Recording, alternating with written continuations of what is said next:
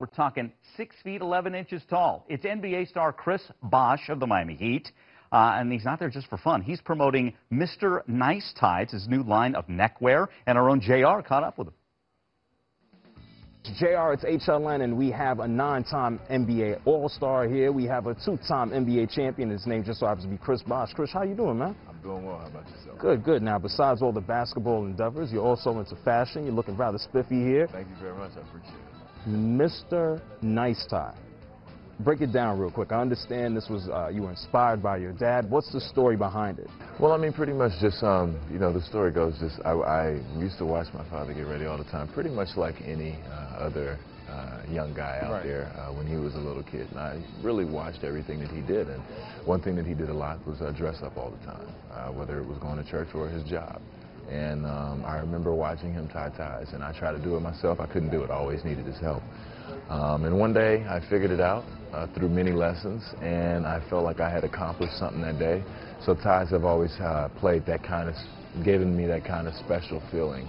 And it just made sense for me to try to get out there in the fashion world with tie endeavors. What was the process in going about designing these ties? Were you there from nuts to bolts? Were you there trying to decide the colors, the textures? What was the process of putting that together?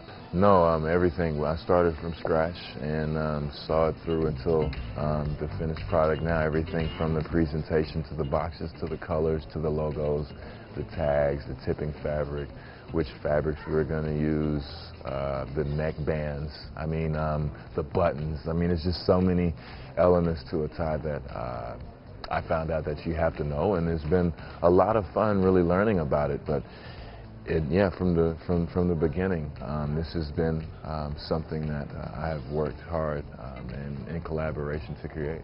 We wanted to do our best to come to close as perfect as possible on what we have.